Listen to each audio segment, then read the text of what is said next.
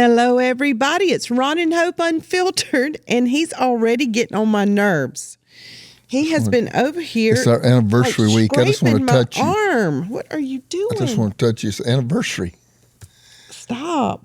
We had 34 years of marriage we celebrated this Sunday, week. yes. Yes, and 3 years of dating that we celebrated. But why are you aggravating me? And you know in the Bible that 3 years is the Great Tribulation period. So that's what I call people. That's what I tell people. Being engaged to a beautiful woman while in Bible school, trying to do the right thing. That was pure. That was the Great Tribulation period. So I've already lived it. I've already lived it. I made it successfully through the Great Tribulation. We did. No, but we had a good years, week. Ron. We had a good week. We didn't go but a couple of days. We started back work yesterday, but it was fun being away, wasn't it? It was. Whereas now just stop. What? I don't understand what you're doing. You're going like this, like you're scraping my arm. I just want to touch you. Oh, okay. So. What did we do on our anniversary? Not a thing. That's right. You think that's indicative of our age? Most of the time, we want to go see this. We want to go see this. No, and we went normally. to the beach. We went to the beach. We had a little hideaway cabin. And when we say on the beach, it's literally you open up your sliding glass door and you're in sand. And we were right on the these beach. Little Adirondack chairs, and we looked at the ocean. We looked at the ocean. We sat around. We drank coffee. Sat around the fire pits. They set up fire pits around the ocean. It was so relaxing. And I think my blood pressure came down 10 points. And out of 48 hours, you slept 41 of them. That is not And true. so I know it was a really good trip for you because you got to do your number one thing, which was sleep. I need it. So anyway. I need it. We have somebody, actually, I don't even want to call him a guest. Dr. Chan is my friend. You have guys, and for a woman, you have ladies that show up when you're on the highest of mountains. And he has seen us at some of our greatest breakthroughs. And then you have a much smaller group that shows up when you're in the lowest of lows. Who still loves you when you're low. And who still loves you and who still believes in you and behind the scenes are still pulling for you and supporting you. This man has been there when we built our biggest buildings and dedicated our biggest dedications, and is also there when it would look like, were we going to make it another day? And so I want to give him the introduction that's due because he is a profound church builder. Yeah. Not that he built the churches, but a lot of the churches in America and around the world that have been built, he has been their consultant. Yeah, right. He has been my consultant many times, and he's written about he's trying to catch up, I think, with John Maxwell for all the leadership books that he's writing. But as far as structure, coming in, diagnosing the season that you're in, and the steps that you need to take to move to the next one, I don't know that there's anybody better. We're going to talk about that Church today, leader, author, very accomplished man. He was a college president for a while, done so many things, traveled the world. But today he's our friend. And I want to bring up Dr. Sam Chan because we're going to talk about some leadership things. Dr. Chan, love you so much. I'm sorry I didn't read all your list of accomplishments as far as an introduction, but I'd just rather call you my friend than anything else. So I hope that's all right. I'm totally honored by that. I'm kind of blushing right now, the things you're saying. But I have an advantage. When I blush, you can't really see. You got that good, godly suntan that he gave you. You got the kind you don't have to work for like we do. So well, you got to be baked in the right oven. That's right. That's right. That's right. Well, it's a delight and honor to be with you, Pastor Hope, Pastor Ron. You are just genuine friends of mine, and I just cherish our relationship. Long time relationship, but cherish our relationship. How long have this off the rails a little bit? How long have we known each other? Thinking about that. Early 2000s, like 03, 04? I think it was Bishop Tony Miller. So it had to be early. Us, and then of course I think I knew your dad before I knew you. Yeah, I met Bishop Tony Miller in '99. Yeah, and I think it was shortly thereafter he got us together. So sometime around 2000. So wow, I know 25 years. I didn't think about that, though you just said that. That's a long time. Let me tell you something. We were all much younger. We were. Yeah, we were. And but now we're wiser. Hopefully we're wiser now. We're a little more battle-ridden, battle-ready, and we're a little wiser now. But I want to give you some time to talk about some of the things. Hope has just done her last book with you and with your company, and she was bringing me along and up to speed about how we want to talk to you a little bit about your book today. And first of all, I just wanted to ask you, I guess every book, I've written 2, I think every book you have an initial purpose, an initial agenda you are trying to accomplish with the book. Your latest one, what was the origin of that inside of you? Well, the book that Pastor Hope wanted me to talk about is called Bigger, Faster Leadership. Yep. And it is not my latest. I think this is like 6 books back. I'm working on my 30th book will come out 2 months from now. 30th. Number 30 is going to be. I hadn't read that one. I got to be honest. I'm not going to be a hypocrite because I'm still trying to finish all your ladder books. You wrote about 100 books on ladders. Okay. The last ladder book I wrote was 2004. So yeah, you're 20 years behind right now. He is behind. So the Pastor Hope wanted me to talk about systems and structures. Yes. And so let me kind of jump into that. So every book I write is built on a sentence. It's built on a sentence. And I'll give the sentence in a minute. A few years ago, friends of mine invited me to join them for a conference in Panama, the country of Panama. And of course, you go to Panama, the thing is famous for the Panama Canal. Mm-hmm. So as soon as I landed, it's not a long flight from Atlanta where I live. So I landed, I said to my host, hey, can you take me to the Panama Canal? So I went over there. It's just breathtaking. It's just hard to describe. But big ships are coming and going through it. And what realized was that they were expanding the canal. There were building things going on. So I asked them what's going on. They said we are widening the canal. Widening the canal. Wow. Why are you going to widen the canal? They said, well, when we built the canal in 1914, we built it for the biggest ships at that time. But now cities float. They go through here. And for us this is our industry. This is how we make most of our money. So for bigger ships to go through, we have to widen the canal. And a thought occurred to me, and here's a sentence. Your size and your speed will be controlled by your systems and structures. Ooh, that's so good. Your size and your speed will be controlled by a system structure, because organizations never grow to the degree of their goals. Right. Organizations grow to the degree of their system. So good. So if I could be a nerd for just another 45 seconds. Absolutely. Yeah. So what is the difference between a system and a structure? So if you can look at any organization, church, business, marketplace, because I know that your podcast and your webinar and so on is not just for church people, it's for business people as well as for ministry and marketplace. So if you're to think of an organizational chart, there's you at the top, and then there are other boxes under that. A chart like that, an organizational chart like that, is known as a system. There are no names in it. It is functions. Right. Mm-hmm. When you put names in it, that becomes a structure. Oh, okay. So when people say we are reorganizing, in most cases, they are moving Sally from this box to this box because they don't like her there. She's not working out. And they move Joe from this box to this box, or sometimes just totally out of a box. But all we do is we talk about people. Most organizations never talk about systems. So at the Panama Canal, I noticed they were not talking about people. So-and-so is not doing this, and why aren't they doing that? They were talking about their systems, how do we broaden and widen our systems. Give you just one more example. Let's just say you're on a train. Let's just say your train is built to go 200 miles an hour, but the tracks it's running on can only handle 100 miles an hour.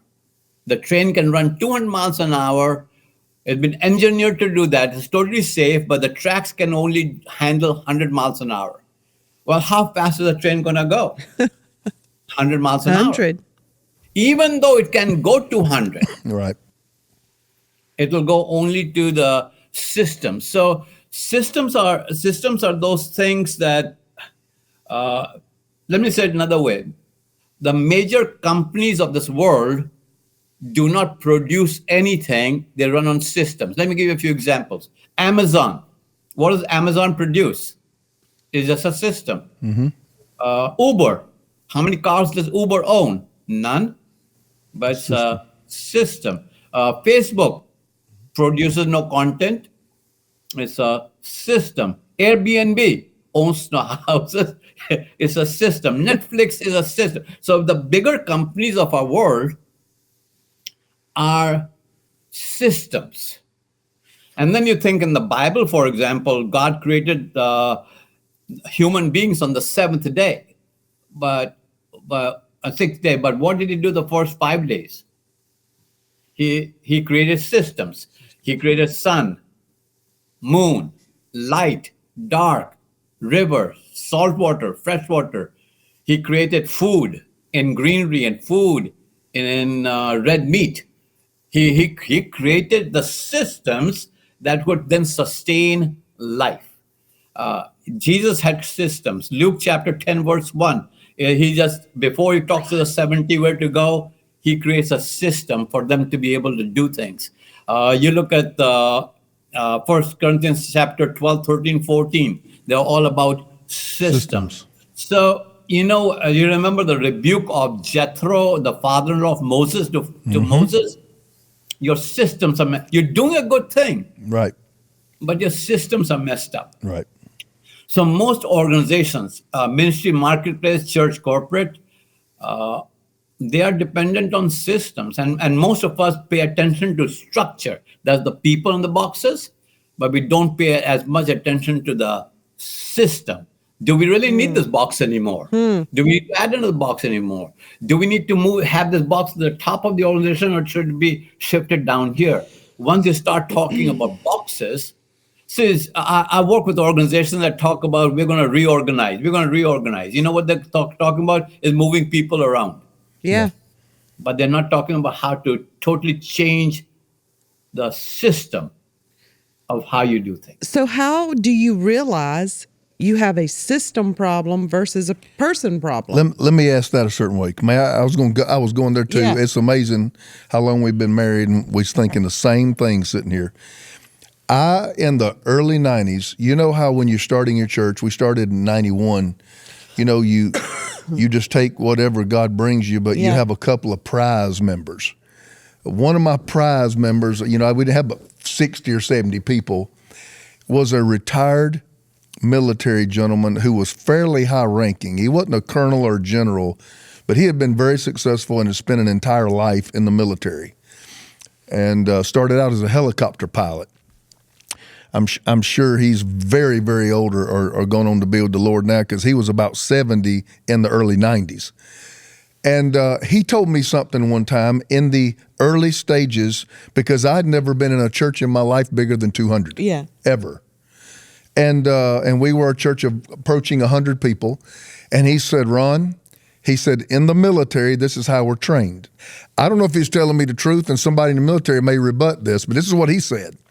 He said, every problem is either a system problem or a person problem. Mm-hmm. He said 100%. He said, we are taught in high-ranking military officials, whenever there is a problem, you go in and examine your system. He says, and if you come to the conclusion your system is not flawed, then the flaw is the person you have running the system. And he said that was the way he was trained to view every kink in the military when he would come up on it as a commander. Would you say that's pretty close to the truth? Whenever you run up on something, it's a person or it's a system? Absolutely. So the system is the what, the person is the who. Mm-hmm. And you deal with the what and who totally differently. When it's a who, You can have a bad attitude towards them. You can fire them mentally 100 times during the day, but not really. But what I'm talking about. Right. The self-talk that we do. So if you start with the who, that's a small conversation. You start with the what, that's the objective. The objective is the what. The people who drive the objective is the who. So most people start finding fault with people. I'm not saying that's wrong, but the first place to find is, are they part of the system? Is the system designed in a way that will help them succeed? It's all right now. What we are recording right here is you have a system. It's a bicoastal system. But it's some of your engineers are with you in California. Some of them are in the West Coast. Some of them are East Coast. But if the system was not working, then we couldn't do what we're doing right now. Right. And the people have to. So you could have your engineers. You can have the best engineers, but if their systems are not what they need to be, they'll never be able to do what they can do. That's true. So a lot of times people are handicapped because they don't have the right systems. And so one of the challenges I like to give to my clients is, so you've been, let me just ask you all this question, and you don't have to answer. It's a rhetorical question. We're on the air, so you don't want to come. I know it says unfiltered behind. Be careful. I know you have unfiltered behind you, but there's a limit to the filtration. Right. Yeah. So you have been pastoring since the 1990s. Mm-hmm. Here we are, 35, 36 years later. Mm-hmm. And if you had a whiteboard behind you, and you could wipe out everything that your church is doing, and you could reorganize your church with almost 40 years of experience, 40 years of heartache, 40 years of joys, 40 years of celebration, 40 years of just living life experience, what you've learned about people. If you could reorganize your church totally, what would that look like? Don't answer that question. But what will that look like? That's what I'm talking about. Because you'll have to start with a system. Give you another example. If I was to give you $1 billion and say to you, I need for you to start a baseball team, and I want it to be a world champion baseball team in 3 years' time. And you had $1 billion. The first person you probably would hire would be either the head coach or the general manager. You wouldn't be hiring the fastest pitcher, right, or the best bat. You'd be you'd create a system, and all those later hires will fit into that system. Let me ask you this. We're just winging it now. This is what I like to do. This is about the only time we get to wing it is in the podcast. So I'm going to wing it. I noticed something about myself. It wasn't quick. After 99, it was quick.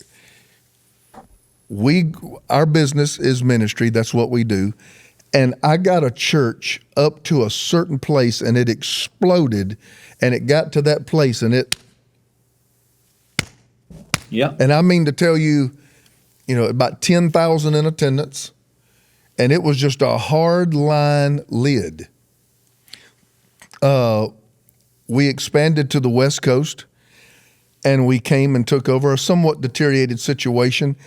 And I noticed I was able very quickly to get the West Coast church up to about the same place. And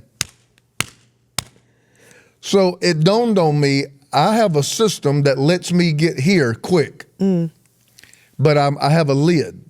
Yeah. And so right after COVID, we did something not many people do, because I'm going to just tell you, what you're talking about restructuring, a true restructuring and resystemization is scary because you basically take everything you've spent your life building and you tear it down. I'm not talking about a tweak. I'm not talking about an addition. I'm talking about tear it down and make it over because it was flawed in the way you built it from the inception. It had limitations to it.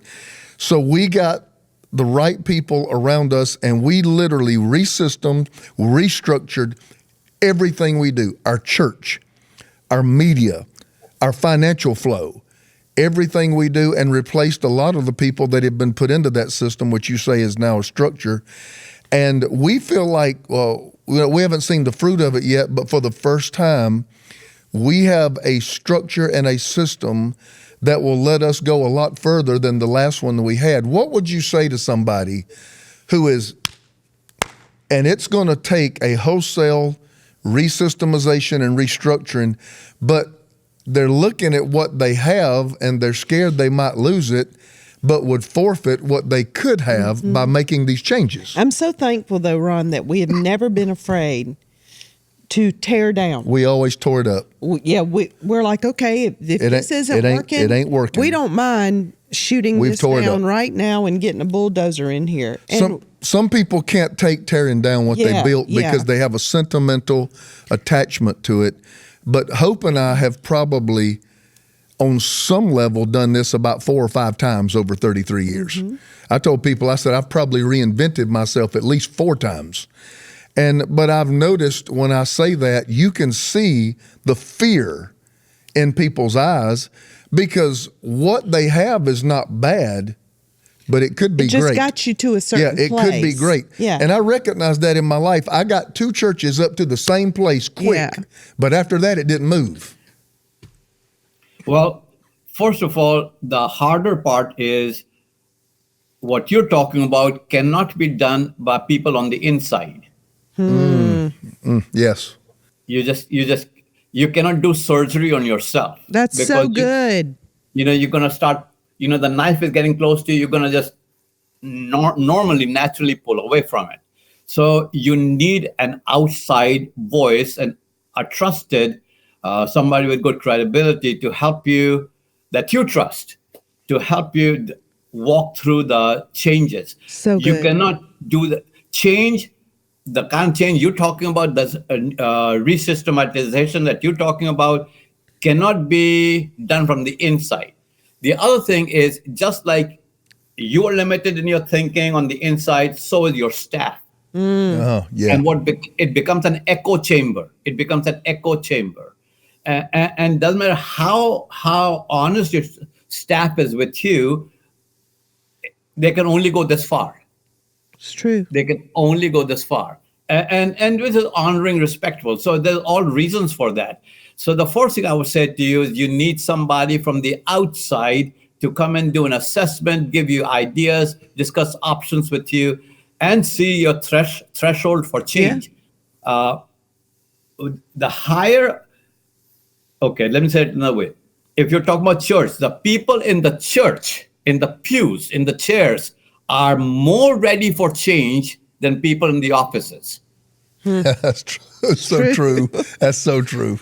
I mean, you've had people walk up to you who hold no aspiration for any office, say, Pastor, when are we going to do this? What's holding us back? Let's go do this. So the people in the offices start seeing you as a chaplain, and people in the pew see you as a captain. Ooh. So the people in the pews are saying, let's go, make this happen. We can do this. But if people have something to protect here, so the whole chaplaincy thing, you just take care of what it is, and you end up not being a CEO, you end up being a pastor on the inside. And so it takes a different mindset where nothing is really, really sacred.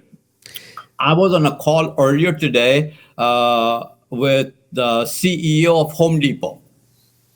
And the CEO was talking about he got hired. The other CEO was fired, and he came in. And the first thing he told the board was, "We're not going to build any more stores.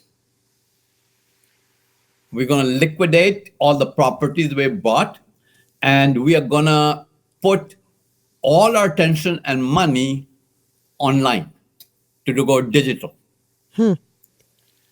Now, he said we didn't see any results of it for the first 2 years. But after that, it just caught up and one started feeding the other.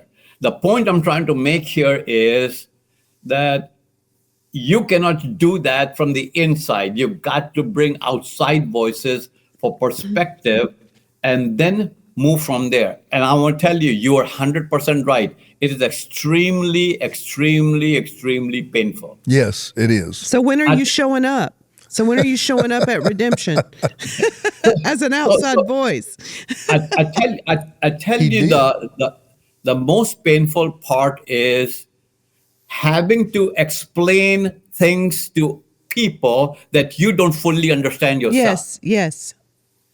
So you're making decisions and you're spending leadership equity like crazy. And the only reason people are flowing with you is because of your past decisions. Your past decisions have been trusted. Your past decisions have been successful and fulfilling. So you are leveraging all of your past equity into taking them place where you can't really tell them where you're taking them to.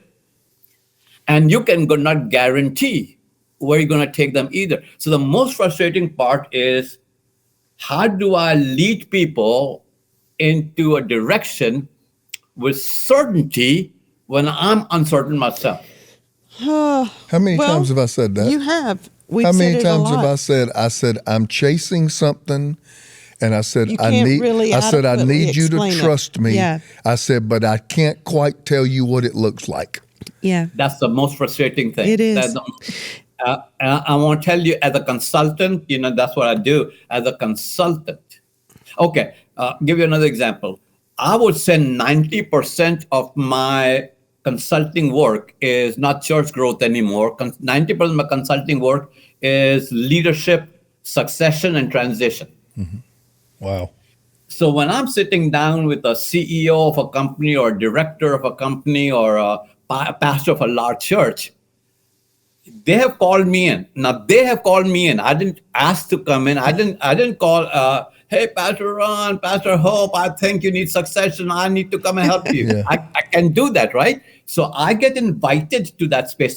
So keep in mind, they have invited me. But as I'm sitting in the room with them, I see pure terror in their eyes. Yes. Pure terror. The bodies are telling them that you don't need to be doing this anymore. Their spouse is telling them, hey, I'm done. Everything within them is saying this is the right time, but that pure terror, because this is the system that we've always known. I'm comfortable here. And then everybody wants to know, what are you going to do? Everybody wants to say, okay, so you're not going to pastor, what are you going to do? And that becomes, you can't really fully explain everything. You haven't been there yet. Right. You have aspirations, you have plans, but you don't know. And so all that to say is very, very scary. Scary is a low-level word. I don't know what's the higher-level word. It's a terrorizing thought. And even more so when you are not only making a decision for yourself, but you're leading other people. Yeah. Into that. It's a very good place to be. And I think leaders need to embrace that.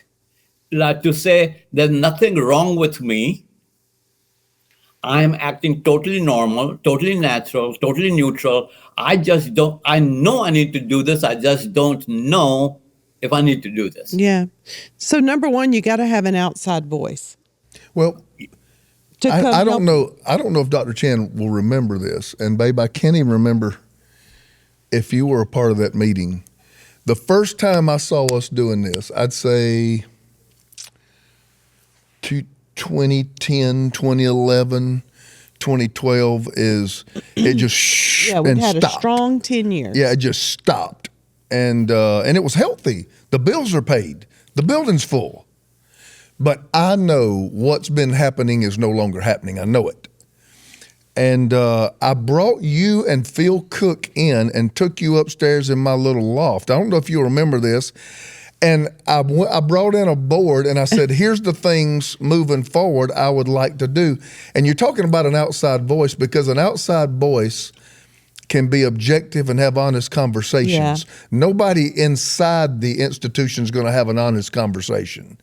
So you came in, and I always appreciated you for this. You came in, and I drew all this stuff up, and it was pretty elaborate. I said, here are the things I would like to do.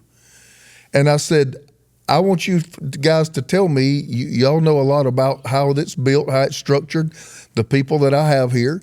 Do you think we can do this? Phil Cook said, I think you can do it. Sam Chan looked at me and said, I don't know. And then I said, what do you mean, Dr. Chan? You said, not with your present structure. You did. That was what you told me. And then you just started looking at it and said, you only got one here, you need three. And these two right here this needs to be moved. You need to strike. I mean, you immediately started saying, if you want to go there, these are the way the boxes are going to have to be moved, and restructuring is going to have to take place. Yeah. So what you're telling me, you consult so many people over the years. I don't know if you remember, but for me, you did. Yeah. You were the only one in the room said, I don't think you can do it under the present structure. I think you have the capacity, Ron Carpenter, but the way you've built it does not have the capacity. It's and I want to tell you, it is the reason you have an outside person is they don't have a dog in the fight. Right. Okay. And I don't know your history with people. So I'm not even looking at who's in the box. I'm not looking at the structure at all. I'm looking at the systems there. Right. So I do remember that room. I do remember going up the spiral stairway. I don't know if I can climb it now, but there was a time I could have done that. Yeah, I can still do that. But I remember that meeting, and it is what I remember about that meeting is not what came out of the meeting. I just remember your face from that meeting. That's all I remember about that meeting. So when I said to you, I don't know, because your structure was you came prepared to the meeting. Yeah. And we were seeing it for the first time. Mm-hmm. So you had pretty much bought into what you were presenting. And when I said to you, I don't know, it was like, is this good? Is this bad? What does this mean? And it is that look I'm talking about. See what was happening with you in 2010, 2012 is that you can sense it before you will see it. It's so true. That's true. That is so true. That is true. Because everything looked fine. Totally. If you come into one of our services, you're like, wow, man, redemption has got it going on. But Hope you didn't and I see, knew. you don't feel the momentum. Hope and I knew there was a great moment. Yes. We were hemorrhaging momentum. Yes. And we could feel it on the inside. And you're right, Dr. Chan, it's so right. You have to go back and almost convince the people that something's wrong because they don't sense it. Yeah. They're like, No. What are you talking about? The children's ministry full. We had 120 new visitors today. 80 people got saved. What's wrong? But inside, I knew that potential was being forfeited on some way. And here's what I would say to somebody, just to add to if there's anybody listening, whether it be business or ministry facing this and they're identifying with this conversation, I think with Ron and Hope Carpenter, and we're both built this way, and I'm grateful that God gave me a wife built the same way. The pain of staying the same was more terrifying than the pain of changing it. Mm-hmm. That was me. A terrifying thought to me was that I have plateaued, and now I'm going to go down this slow, painful deterioration until they give me a watch and tell me to go off and find another guy. And that was terrifying to me. And so I was willing to tear the whole thing, just burn it down, other than just sit there and be somebody else's sad story. I didn't want to be that. Does that make sense, Dr. Chan? Yeah, and I want to pick up on something you just said there. When you are the CEO of a company, when you're the executive director of a corporation, when you are a senior pastor, something happens to your radar, your sensor, that nobody else in your organization will ever have. It's true. You will sense stuff that nobody else can. That, if I could use the mantle, the gift, the anointing, the calling, whatever word you want to put on it, it is to you as a senior leaders. That's why you sense it and nobody else does. They'll come to you and say, Pastor, the Holy Ghost was there. Man, it broke up. This happened, that happened. Did you see the altars? And even as you're preaching, you know something is missing. Yep. Now, you can't put your finger on what's missing or you'd fix it. It's true. Because you're on the inside, never ask fish the taste of water. Because the fish cannot tell you the taste of water. Fish lives in the water. Yeah. Okay, I'm going to ask you another question. You both of you travel, both of you speak. When you are invited to a church to speak, do you not sit there on the front row saying, "Why do they do this? They should change that." Why? The whole time. The whole time, right? Yes. Why is that light bulb out? Why is that light bulb out? Right. Now listen, that light bulb has been out for the last 23 years. But they don't know it. But they don't know it. Yes. You walk in there, you walk into the restroom, you walk into the lobby, you So drive onto the true. parking lot, you look at the platform, you look at the musicians, you look at how they're dressed, you look at and the whole time you're sitting there, you're changing 10,000 things before you get up to speak. It's true. Now, question is, the pastor of the church who's sitting next to you, very smart person, anointed person, obviously built this big church.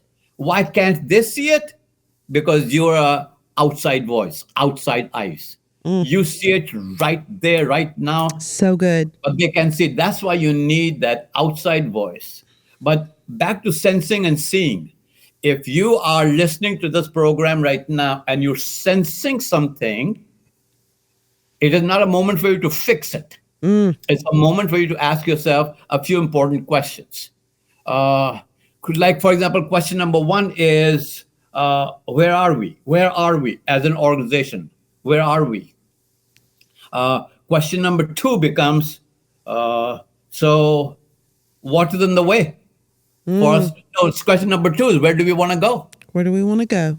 So where are we? It takes assessments of where you are, financially, material-wise, people-wise, all that. You assess where you're at.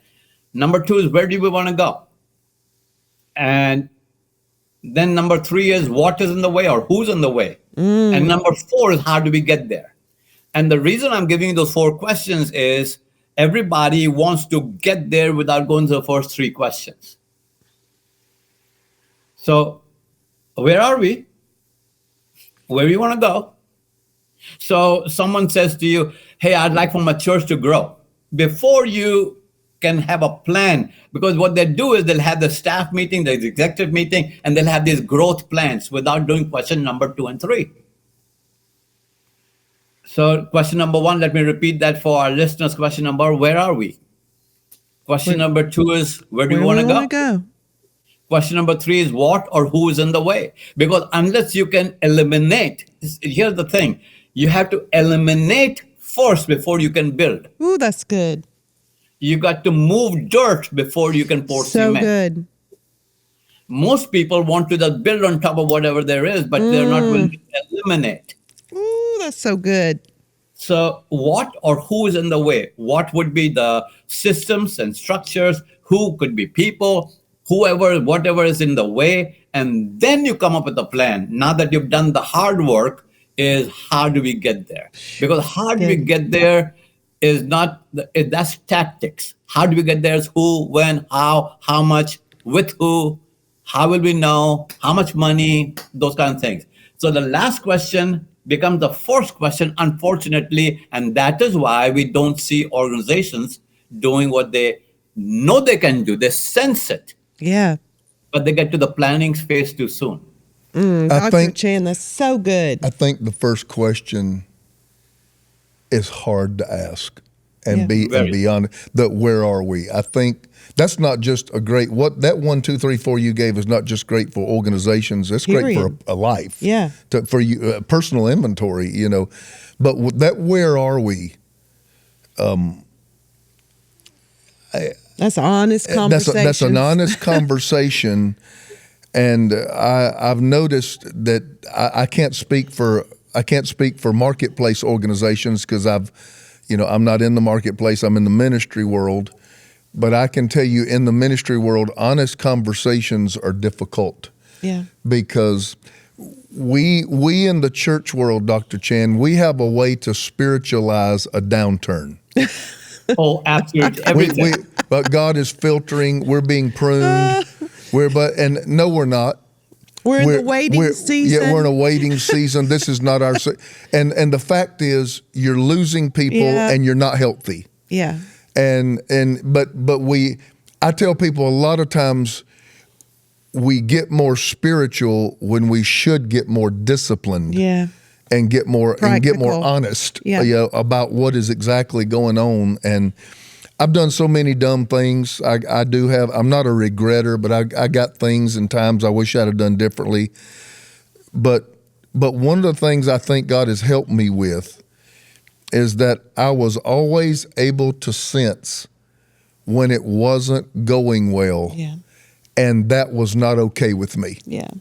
And I think, though, one of the things, goodness gracious, after 30-something years of ministry, I think we finally got is when we've sensed that, when you sense that knowing on the inside, that sensor you were talking about, we have learned to move swiftly now, or at least quicker than we did before. Yep. Because your mind does get in the way. You start rationalizing, you start talking about, they've been with us 10 years. Or you start thinking about the difficult. You start thinking about the difficulties. Yeah. Yep. And you talk yourself out of it.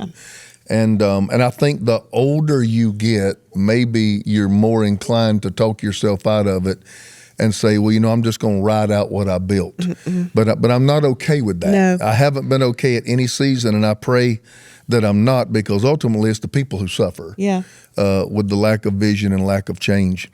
Dr. Chan, we usually go about a half hour, but this has been so engaging. It has been so good. I really wish I'd had my laptop with me and I just could have written down some notes. We can go back and listen. Because it makes me want to bring you to my next network meeting and not have you speak. It makes me want to sit down and have this conversation in front of them. Yeah. I would love to have this conversation right here in front of a group of leaders, because sometimes conversation brings out my best stuff.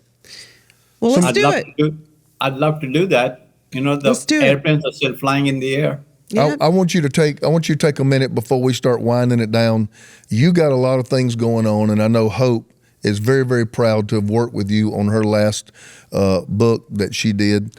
And I just want you to tell everybody a little bit, resources. If there's a way that Sam Chan could resource them, what are those ways? Just take a minute and tell us. Yeah, I want to give a gift to all of your listeners for the next 6 months, free of charge. You can, look at the cover. That is a beautiful, beautiful lady. Yeah. And I can say so myself because I know her. Yeah. So it's about 100-some pages, glossy, beautiful, 5-color, high leadership content for ministry and marketplace for churches and corporations. You can get this for the next 6 months free of charge by simply going to the website availjournal.com. That's it, availjournal.com. You can get it. You can get it for your entire team. You can get it for your entire church. You can get it for your entire company. The people just need to go to Avail, AVAIL, journal.com. And you can get this for next 6 months free of charge. And the quality is so good. Yeah, it is. It is. I'm told it's the best thing in the leadership marketplace right now. And we are just proud to have published your book, Pastor Hope. And I love that book because it talked to people about what they might be sensing in their lives. It was just very, very honest, which a few books are. Especially people who get to your level don't want to put it all out there like that. But you did. And I want to tell you that is healing. Your Yeah. book is healing, and you're living up to your name of hope. You brought hope into a lot of people's lives. So we are just delighted that you chose us to be your publisher and go forward with that. One of the things I do want to say to all of our listeners is the times that we are in right now are loaded with opportunities, but your new opportunities cannot fit into the old canal. And for bigger ships to go through, you need to ask yourself, what am I willing to give up? Wow. What is my greatest fear? And I can tell you how I handle my greatest fear. I ask myself a simple question: what's the worst that could happen? I actually ask myself, and then I start writing down. I'm a writer, so just a pad, and I'll start writing on it. The worst that can happen, and I can tell you 9 times out of 10, the worst thing I write down, I can live with.